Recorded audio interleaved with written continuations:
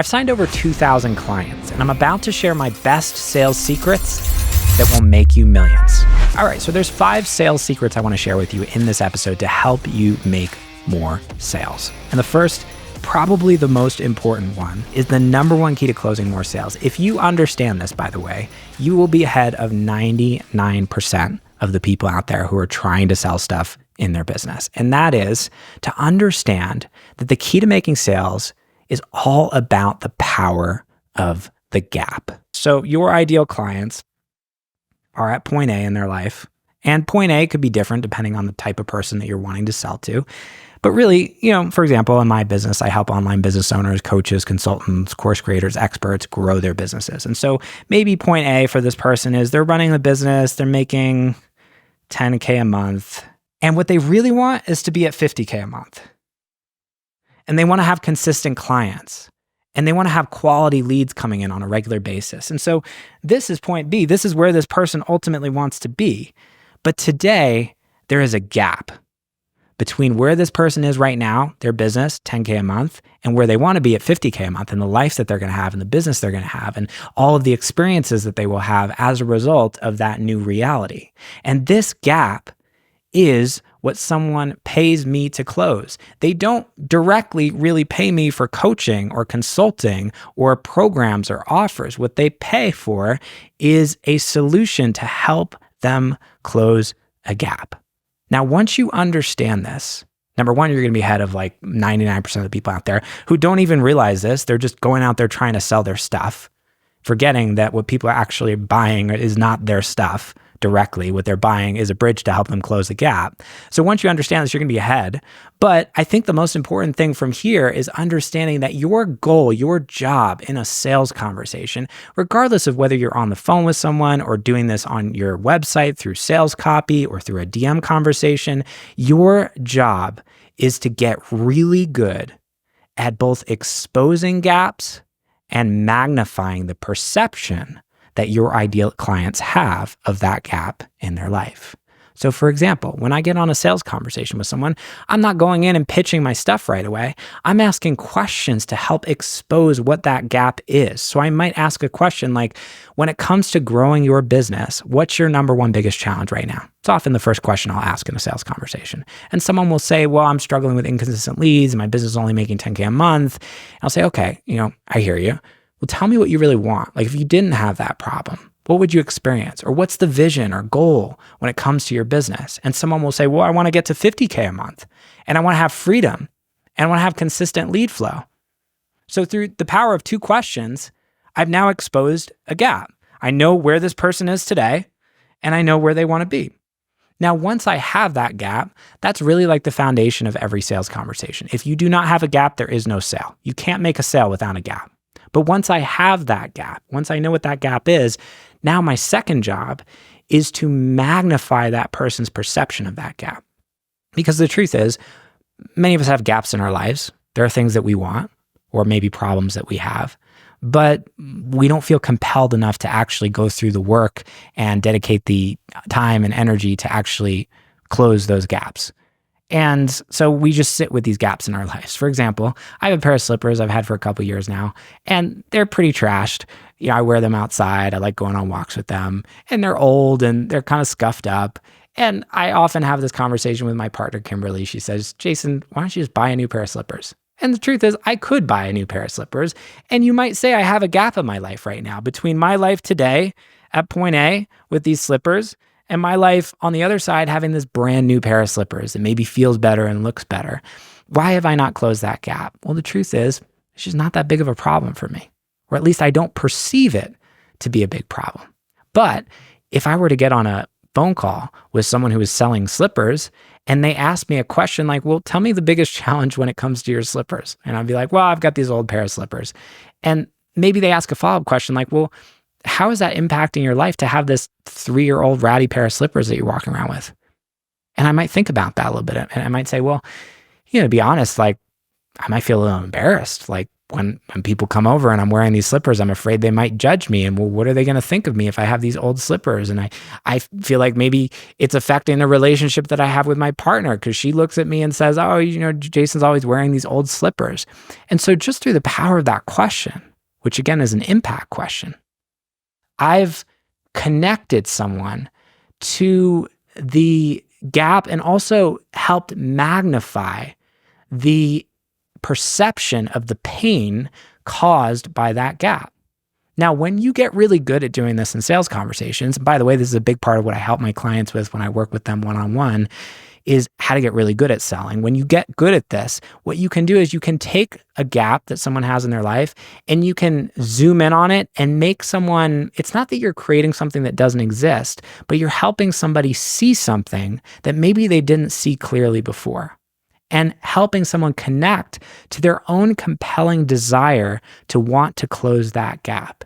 And when you do this well, when you get really good at this in a sales conversation, this is the biggest key to making more sales. It's getting really good at exposing gaps and then magnifying gaps through the power of your questions. And if you're not in a sales conversation, you're maybe doing this on sales copy in your website, the same principles apply. You're going to talk about the impact that this pain is having on someone's life and all of the things that they're not going to be able to experience because of it, and what happens if things don't change.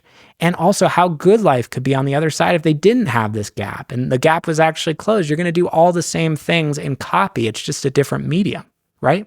So the biggest key to closing more sales, the most important thing to understand, is the power of a gap. Hey friend, hope you're enjoying this episode of the podcast. And before we get back to it, if you're an established online business owner who's serious about unlocking your next level of income and impact and growth, I want you to watch my free $1 Million Online Business Training, where I walk through a 4-step roadmap I've personally used to sell well over $1 million of coaching, consulting, and courses online. It's going to make the journey of growing your business so much easier. I want to give this to you for free. All you got to do to access it is go to jasonmoss.com/growth. That's jasonmoss.com/GROWTH to get free access to this training right now.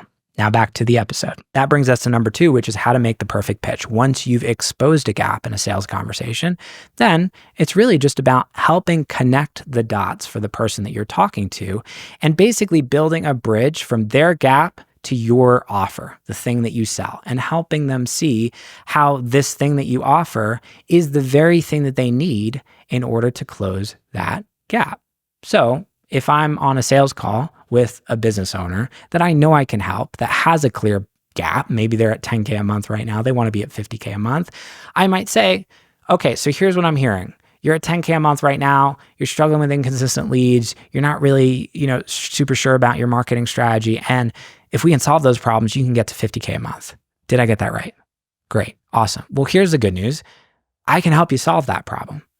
And I actually have this program that I built to help people get from 10K a month to 50K a month, to give you that clarity on your marketing, to give you everything you need to get to 50K a month so you can experience the business that you really want.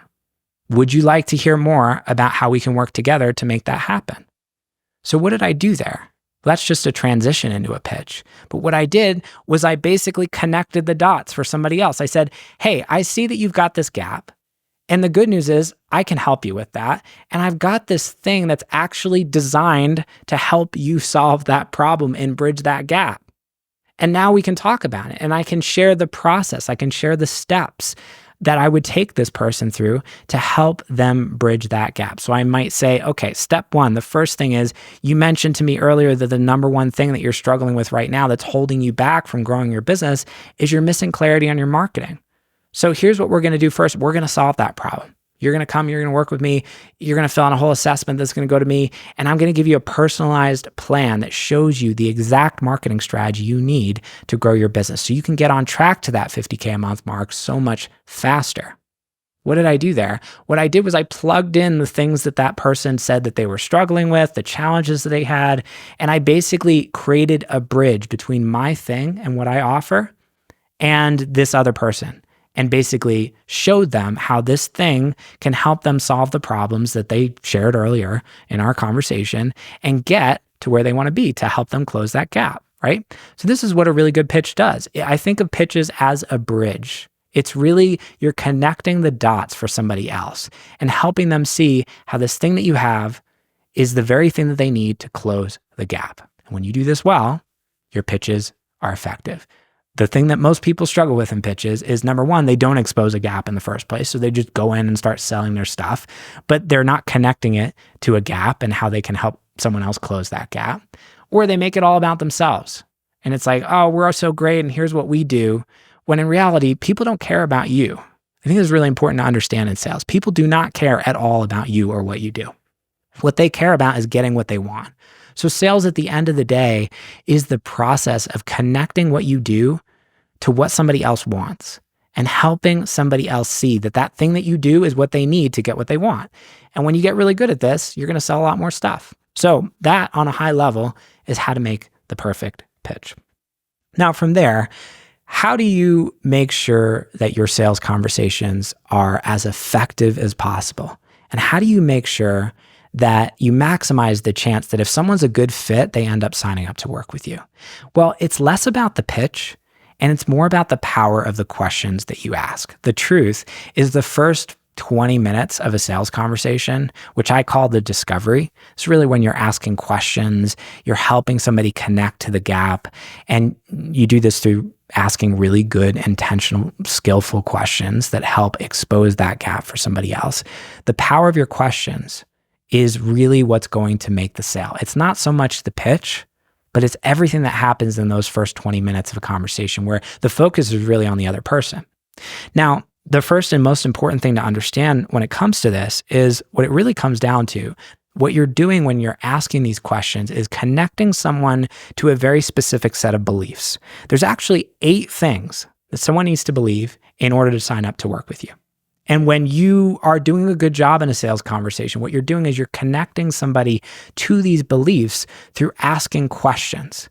And when you've checked these beliefs off, what you do is you lead somebody by the hand from maybe I'm not super sure if I want to work with you to here, take my credit card, I'm ready to sign up. So I want to talk about these 8 beliefs and share with you basically how to elicit them in a sales conversation. Full credit to Cole Gordon, by the way, who taught me a modified version of this framework. I've adapted this and shifted this, and I now teach this as a part of my marketing strategy and sales strategy that I share with my clients. So 8 core beliefs. These are 8 things that people need to believe in order to work with you. The first is they have to believe that they have a painful problem. The first and most important belief someone has to have. There's no problem, no sale. The foundation of every sale is built off a problem. And that's the first part of a gap, right?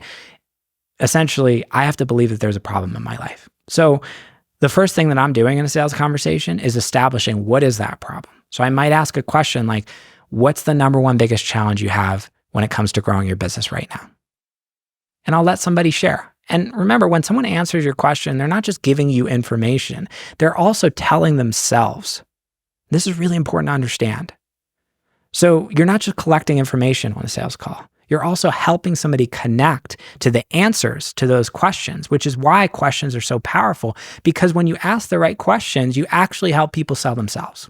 So someone has to believe that there's a painful problem, and you have to connect someone to that pain and that problem, either through your questions, or if you're selling via a sales page through copy on your website, you're sharing that problem. You're basically reflecting that problem back to someone.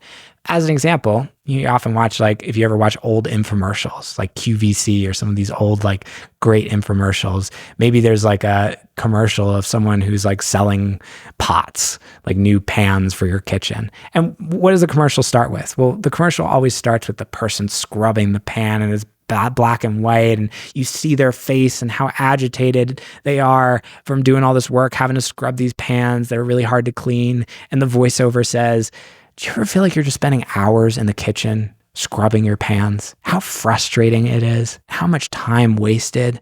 What are they doing? They're connecting you to that belief of, I have a painful problem. Maybe I wasn't aware in that moment that I had this problem because I was just watching TV, focused on something else, but now it's top of mind. Now I remember, oh yeah, I do have this problem. I have these pans that are really hard to clean and it's frustrating, right? So you can do this in different ways depending on what medium you're selling in. Principle is the same. The first most important belief someone has to have is that they have a painful problem. Now, that brings us to number 2, which is desire. It's not enough to have a problem. Someone also has to believe that there's something on the other side of that problem, some other compelling future that's better than where they are today. So if I'm a business owner, I can't just feel that, oh, 10K a month is where I am today and that sucks. I also have to believe that 50K a month is way more desirable and that I would want to get there and that life would be better on the other side.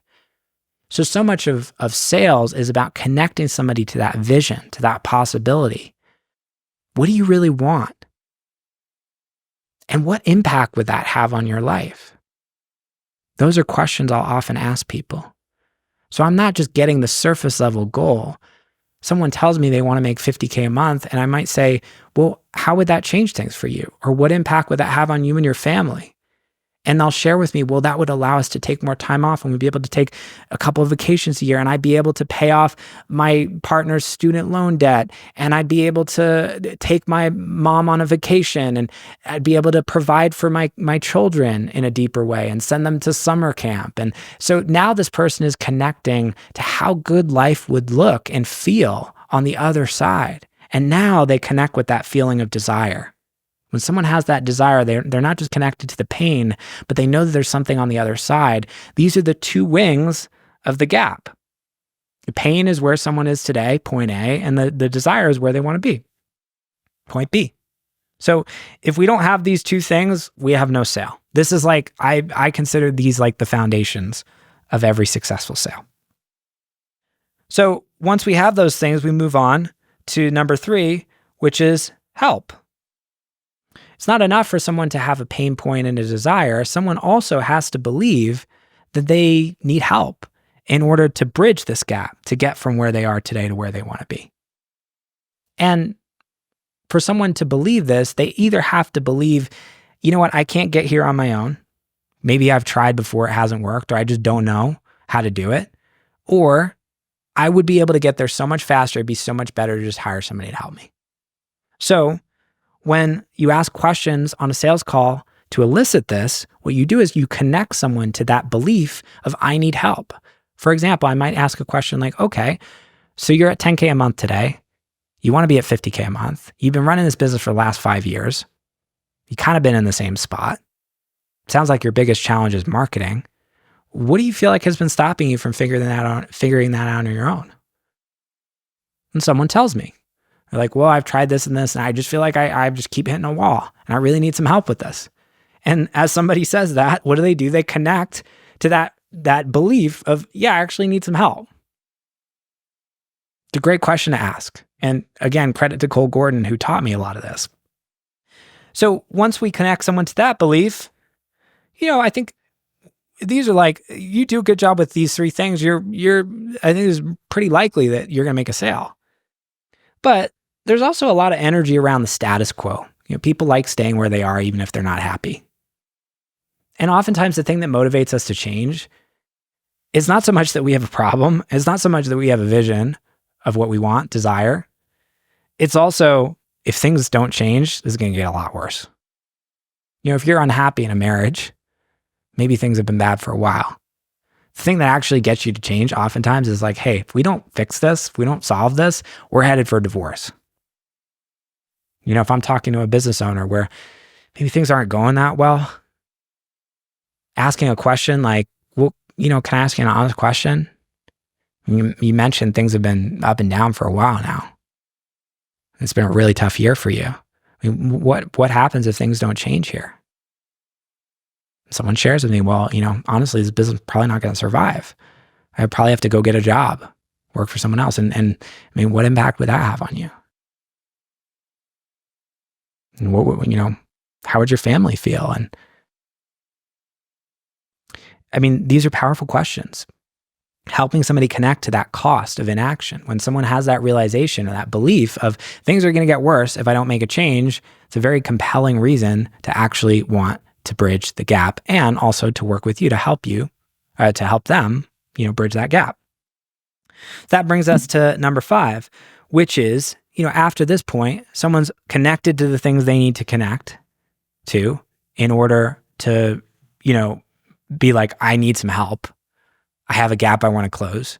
But they also have to believe that you're the right person to help them. And this is what the expert belief is about. Someone has to believe that you know your stuff. Someone has to believe that you can help them get to where they want to be. And honestly, the best way to actually connect someone with this is not through a sales call. It's what they see before they get on the phone with you. This is where content is so important. This is where messaging becomes so important. This is a big part of what I help online business owners with, because marketing, everything that somebody sees before they get on a sales call with you, infinitely more important in many cases than what you say on the phone. If someone doesn't believe that you're an expert and you get on a call with them and you have to convince them of that, you don't want to be on the phone with that person. You want to be on the phone with a person who's been following you on social media for 6 months, who's seen a ton of testimonials, who's seen a ton of credibility building, great messaging content that has connected them to that belief of, this is the person that I need to work with before you get on a sales call. Because you don't want to be doing this on the sales call. But someone has to believe this in order to want to hire you. That brings us to number 6, which is process. So if someone believes that you can help them, they also have to believe that you got steps or a method or a process or something that you're going to take them through to help them get from where they are today to where they want to be. It's not enough to just feel like, okay, this person can help me. Because there's a part of everyone's mind that's skeptical and is going to be like, well, what if it doesn't work? Or how do I know, if I spend all this money and work with this person, is not going to just be a waste? Well, one of the things that creates more trust is when someone sees that you have a process that can help them. And they see that process and they're like, okay, I can sense that this is going to work for me. I can see this logically, it makes sense. This is different from what I've tried in the past. I can understand that this is going to be useful and helpful. It makes sense to me. Yeah, Alcoholics Anonymous, one of the most famous organizations in the history of the world. And regardless of, whether you've ever struggled with addiction or not, when I say Alcoholics Anonymous, you know what Alcoholics Anonymous is. Why has AA become one of the most well-known organizations in the world when they're serving such a small niche of people? Well, I would argue it's because they have the 12 steps. When you hear the phrase 12 steps, even if you're not an alcoholic or you've never struggled with this, you know what 12 steps is. You know that there's a framework or a process that if you're an addict or if you know someone who's struggling with addiction, there's a process that this organization has that can help. And for an addict, that builds a lot of faith and trust and confidence because you can see, okay, there are these 12 steps. There's a process. Other people have gone through it. It makes sense. It seems like it's working for other people. That builds a lot of trust and a lot of safety. So this is the power of a process. And oftentimes you're doing this on a sales call through pitching. When you share in a pitch, here are 3 steps. Here's how we're going to work together. Here's what we're going to do first. Then here's what we're going to do next. This is what you're doing. You're building belief in your process. Now from there, move on to belief number 7, which is objections. Someone has to believe that there's no barriers holding them back from saying yes. What are all the things that someone might believe that might cause them to put the brakes on, even if they really want to work with you? It's very common that people have these objections. Sometimes it's, I feel like I don't have the money. Sometimes it's, I'm afraid I'm not going to have enough time. Or is my partner going to support me? Or what are my friends going to think? Or what if it doesn't work? These are all very common objections that people have. So oftentimes, your job in a sales conversation is to pre-overcome these objections by asking the right questions to help someone connect to the belief that there's nothing holding them back. And we'll talk a little bit more about objections in a bit. Finally, belief number 8 is timing. Someone has to believe that now's the right time to take action and work with you. That they shouldn't delay, that they shouldn't keep pushing it off, that now, at this moment, is the right time to say yes. And one of my favorite questions to ask on a sales call is, why now? You've been doing this for the last 5 years. You're just now reaching out to get some support and help with this. What changed? Why do you feel like now is suddenly more important? Or that now is the right time to really get serious about this?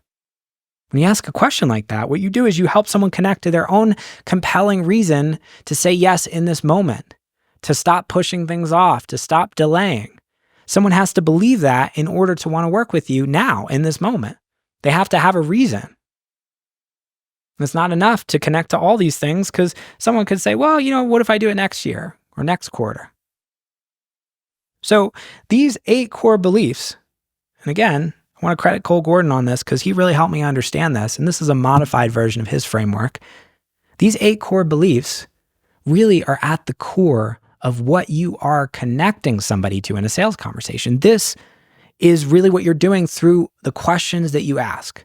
And when you can understand that this is what you do, and by the way, this also applies to marketing. This is the foundation of my belief-based messaging framework, which is basically how I teach marketing. And it's helped so many online business owners grow their businesses, get more clients and leads more consistently.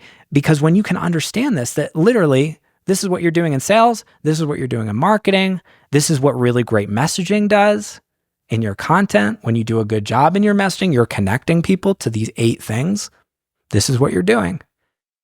You're going to make a lot more money and you're going to sign a lot more clients. And if you don't do a good job connecting people to these things, they're not going to buy from you. So the 8 core beliefs, this is really the foundation of what sales is about. Now, if you're wondering, by the way, how do I actually apply this? I have a sales script that I give all my high-level clients that literally is, I've never seen anything out there that is this good. This walks through how to ask the right questions so you can connect people to all of these 8 core beliefs in a sales conversation. It, for many people, will significantly increase the chance that someone actually signs up to work with you. I want to give this to you completely free. I'd love to share it with you. And there's a link in the description down below, depending on where you're listening or watching this, on either the podcast app or on YouTube in the description. You can click that link, download it right now. And that's going to help you put all this into practice. So the next sales conversation you have will be much more likely to actually close. So go check that out in the description. I'm excited to share that with you because it's just a really powerful script. All right, so let's move on to number 4, how to handle objections. One of the biggest questions people often ask. Okay, so I did all the things right, and people said, okay, I need to think about it, or I have this concern or this fear. What do I do? So I want to share some tips and some things that I've learned through hundreds and hundreds of calls. And honestly, I've screwed this up more than anyone. So I've learned what works and what doesn't.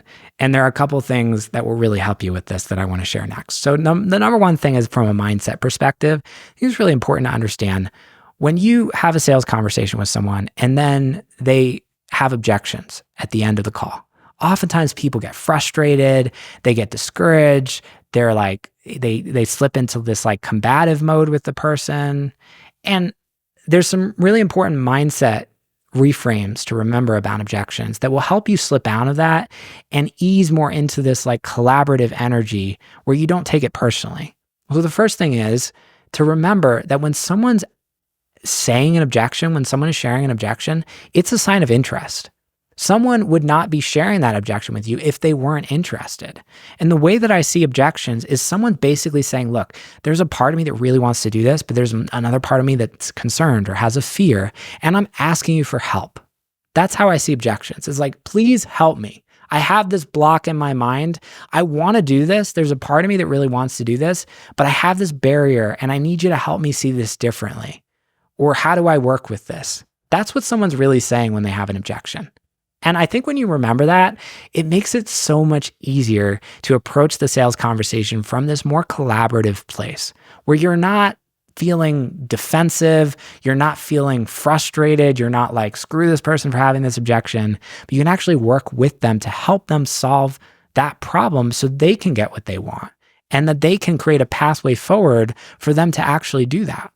So that is the first most important thing when it comes to handling objections, the mindset behind it. Seeing it as a sign of interest.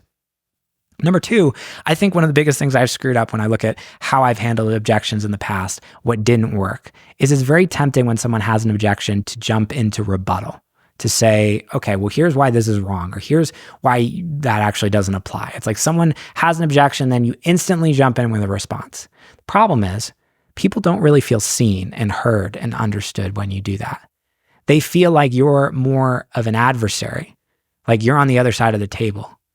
And so much of objection handling is slowing down. It's resisting the urge to jump in right away. It's asking questions rather than jumping into the rebuttal. So for example, if someone says it's too expensive, rather than jumping in and saying, well, actually, it's not too expensive because here's what you told me earlier. You said you wanted this and this is going to help you do this. I might say, well, help me understand a little bit more. Like when you say it's too expensive, what do you mean by that? So I'll say, well, I just don't, have a lot of cash flow this month. Things have been a little tight. Gotcha. Okay. So what I'm hearing you say is it's not so much that like the program itself is too expensive. It's more like I'm just in a tight cash flow position. So I'm concerned about the impact that might have on my cash flow. Got it. Okay. So now I know we're not dealing with a situation where someone's like the value isn't there. It's we need to figure out a solution to the cash flow problem. So maybe a payment plan or something like that. But I wouldn't have known that had I not asked that question. So many people jump in too quickly. They want to instantly give a rebuttal and we're missing what's actually happening. So many times people will share an objection, you'll just ask questions and either the objection will unravel itself. That often happens when you just ask questions and keep asking follow-ups. Someone will just talk it out and then they'll be like, actually, here's a way of thinking that differently. Like people will solve their own objection if you just ask questions. Or you'll find that there's like another objection that's underneath the surface level objection that they're sharing. That's actually the thing that we need to be talking about. So asking questions instead of jumping into the rebuttal, incredibly important. Number 3, I like this too, reframing the meaning. This is a very powerful way to handle objections. I love this a lot. I learned this, I think, from Taylor Welch, and it's a great way of thinking about how to navigate sales conversations. So sometimes the best way to handle an objection is to help someone reframe the meaning that they're giving to that barrier. For example, if someone says it's too expensive, as an example, I'm a business coach. I get this a lot. I'm definitely not the cheapest business coach out there. And I get on sales conversations, people say it's too expensive. And I'm like, well, yeah, that makes sense to me. Like if you weren't feeling that way, you probably wouldn't need to hire me. The very fact that this is stretchy for you is probably not a reason to put the brakes on. Is actually probably showing you that you need to invest in a program that can help you grow your business so you can make more money. Because otherwise, how are things going to change? So what did I do there? What I did was I reframed the meaning that someone was giving around that price. From stretchy means I need to put on the brakes, I can't do this, to stretchy actually is the very reason I do need to do this.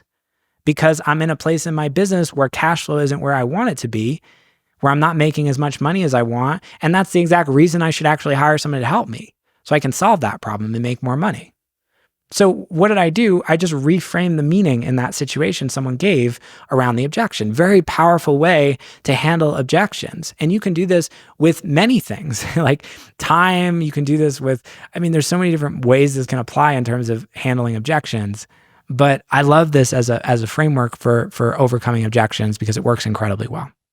And finally, I think, there's 2 other things I want to share with you in this section. Number 1 is oftentimes the best way to help someone overcome an objection is to ask questions to help them overcome it themselves. Rather than saying something or giving a rebuttal or sharing information to help them reframe it or overcome it, I think the absolute best way to help someone sell themselves is to ask questions. So for example, if someone says, well, I'm considering another program and, I'm not sure which one is right for me, I could jump in and I could say, well, here's why our program is so much better. Or I could say, well, what makes you feel like this might be a better fit for you? And someone, in answering that question, they're going to sell themselves. So I don't even need to go into a whole bunch of information. And someone's inherently going to resist what I tell them, but they're going to be much more likely to receive it if it's coming from them. So the power of asking the right question to help someone overcome their own objection is the best way to do this. And whenever you can, in the objection handling process, rather than, resisting the urge to jump in and say, here's my response, and instead asking yourself, what's a question that I could ask here to help someone overcome this objection themselves? And finally, I think the best way to overcome objections is actually not to overcome them, it's to prevent them from happening in the first place. I see objections as a symptom of a deeper problem. And usually the reason why objections come up in the tail end of a call is because we didn't do a good enough job asking the right questions in the first 20 minutes, or someone didn't see the right things that they need to see before they actually get on the sales call in the first place, which again is a big part of what I help people with when it comes to marketing, so that we get people on the phone who are ready to go. Because when you have really good marketing, people have basically decided they want to work with you before they get on a sales call. And so it's less like, how do I drag somebody through the fire in a sales conversation, and more like, how do I just make sure they're a good fit? Because they're ready to go. They've made that decision because my marketing did the pre-selling. So oftentimes, the thing that you're experiencing, if you're getting a lot of objections, is really showing you that there are bigger gaps in your marketing process or in the questions that you're asking. Again, this is why people hire me, to help them solve those problems. And it's a big part of what I do when I help people. So making sure that you're looking at the journey that somebody takes to the end of the call as starting with your marketing, and then the questions that you ask, and everything before the pitch is like 80 to 90% of it. And rather than investing all this time and energy into trying to handle objections on the back end, looking at how can you prevent them from happening with the right discovery, with the right questions, with the right marketing, so people are basically ready to go. All right, so that's really important. The last thing I want to talk about today is having $1 million sales mindset. I think sales is equally, I would say probably more so mindset and energetics than it is strategy. And here's the script and here's the right things to say. And there's so many people who get on sales calls who have all the right words, but because the intention or the energy or the mindset that they have around sales is, there's some issues there, the words don't land and people don't feel the right energy that they need to feel in a sales conversation. And so people don't want to work with you. So I think the most important thing is like, yeah, you got to understand the strategy, but you also got to understand how to really adopt a powerful sales mindset so that you can show up in a really compelling way in your sales conversations. The first thing is, people want to be sold to. This is the most important thing to remember. People want to be sold to. Sales is a beautiful thing. Like, I love getting sold to. I love getting on a conversation with someone where they take the time to understand me and be present with me and hear me out, listen to my challenges, my desires, and take the time to actually help me get what I want. What a beautiful thing. What a gift. I want to be sold to. I like being sold to. You know, so many times we feel resistance around sales. It's like, oh, I feel like sales is like, I have to like take advantage of people or manipulate people or like coerce people into doing business. We forget like the other person wants to be there. They want to be sold to. When they're on a call with you, they want help. They want you to help them solve their problem. They're coming to you saying, I have this issue, help me. So when we remember this, the people want to be sold to, it gets rid of all the ick. It's like, this is a mutually beneficial conversation and relationship. This is not like a combative win-lose type thing where I'm like some sleazy person who's trying to like manipulate you into saying yes. No. We're here because we're going to help you get what you want. And because this is a win-win and a partnership. Super, super important. Number two, I like this. This came from Taki Moore. This idea of when you get on a sales call, a lot of people have this energy of like, I feel like I need to impress them or convince someone else that I'm worth hiring. No. You want to come up, you want to show up to a sales conversation with the energy of assessment rather than impress. So assess rather than impress. What does this look like? Taki has this example of like Simon Cowell on American Idol. If you ever watched American Idol, you know, like he just sits in the judge's chair and he's just listening and just evaluating, like, is this person good enough to work with me, to be on American Idol? He's not showing up with the energy of, oh, you know, let me convince the person who's auditioning how great I am as Simon Cowell. No. It's like, he's like, I'm Simon Cowell. I know how great I am. My job is to evaluate whether you're a good fit to work with us. That's the energy you want to have in a sales conversation. It's evaluative. It's okay. Let me ask some questions to figure out, you know, whether or not I can help you and whether or not you're a good fit to work with me. And if I don't think I can help you, or if I don't think you're a good fit, I'll point you in another direction. That's the energy. So we want to we want to be very careful of like that needy and pressing energy. And it shows up in so many different subtle ways in sales conversations. It's spending a lot of time with rapport building, feeling like we need to spend like 10 minutes talking about someone's kids and trying to like build all this common ground. I'm like, no. Like people came here because they got a problem. They want help. Let's get into it. I'm not here to like be your friend. Oftentimes, like for example, calling people out in a sales conversation, incredibly useful too. So people are afraid to do this because they're like, I don't want to come off as pushy or aggressive. I'm like, no, if you see someone getting in their own way, it's of service to be like, hey, I'd love to share with you because there's this thing that I'm seeing here that I think is holding you back from your potential. And I'm probably the only person who has the courage or guts to share this with you. And I don't care if you work with me or not. I'd rather you get off this call knowing than showing up in this energy of like, oh, I'm going to try to be this like friendly person who's just here to make friends. No. That's not the energy that gets you sales. So assessment versus impressing. I think that's really important. I like this from Kim Argetzinger too. She's a colleague of mine. She'll be on our podcast too, I think next week or 2 weeks. People, when they come to a sales conversation with you, they are hoping that you're the real deal. Again, this is like an antidote for that like impressing, needy energy. Sometimes you get on a sales call, you think like you need to like show someone how great you are. No. The person who is showing up to that sales conversation is hoping that you are the real deal, that you can help them. They already believe it on some level, and they're hoping that you're the right person to be able to help them get to where they want to be. They're rooting for you. They want to pay you money because they want to solve this problem. So they already believe that you're the real deal, and they're like, I'm here because I want to believe that you can help me. And I might need a little help like connecting to that, but at a deep level, like I'm already here because I want to believe that. So I don't need to be convinced of that. Super important.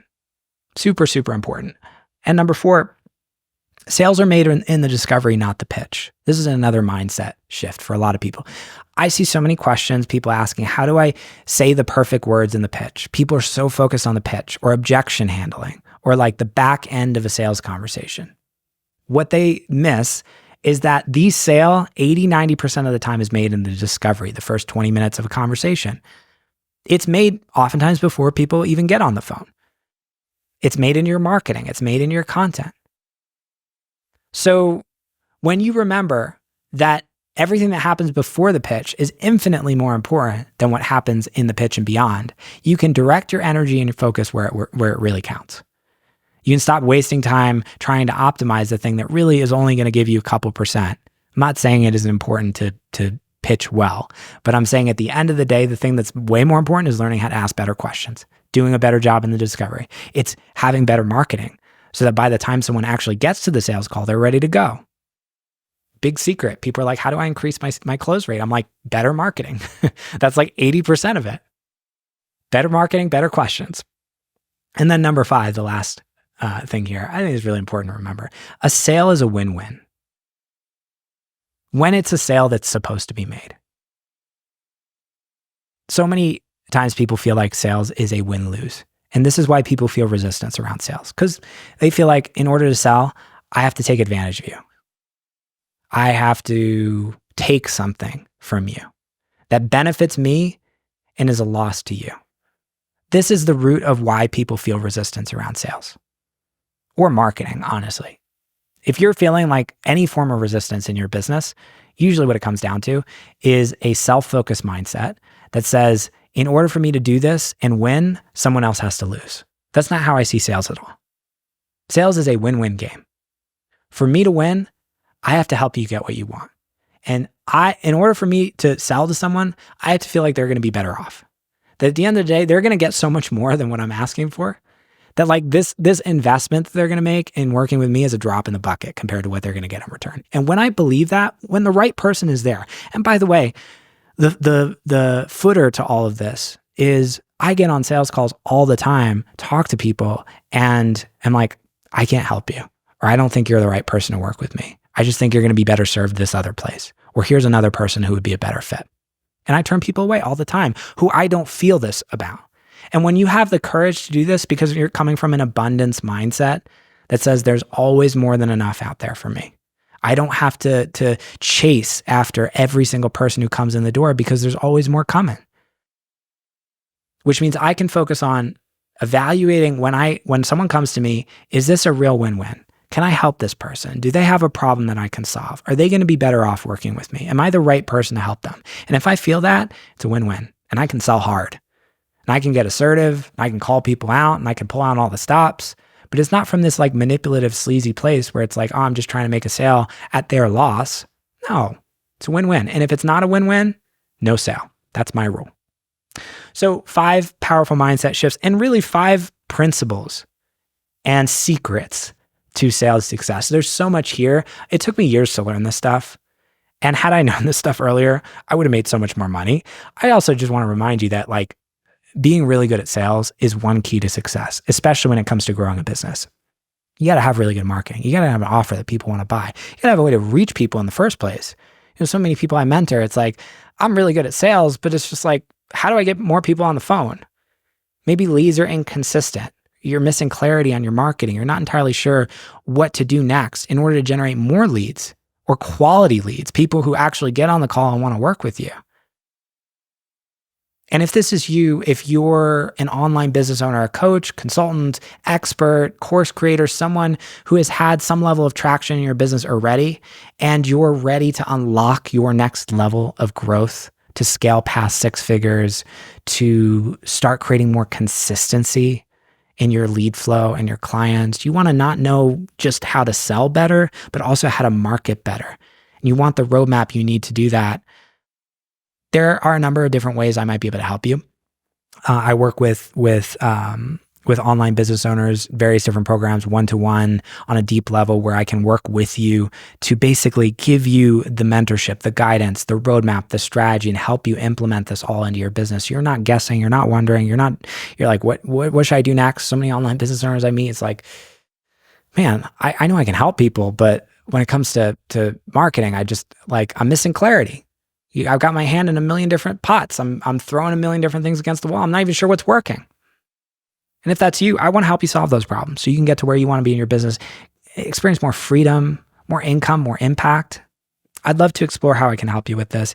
Your next step, if you want to take that, is to go to jasonmoss.com/apply. You submit an application there. That goes directly to me. I'll review it. If I think I can genuinely help you and I think you're a good fit, I'll reach out to you and we'll have a no pressure chat. And you can get on a sales conversation with me and hear how I do all this stuff in an actual conversation. So it'll be a little meta for you because now you know my sales secrets. So that's available to you, jasonmoss.com/apply. I hope you found this helpful today. So much value here. If you're on YouTube, share the biggest thing that you learned in the comments below. Would love to hear that. jasonmoss.com/apply if you want to learn more about working together to help you grow your online business. And I will see you in the next episode.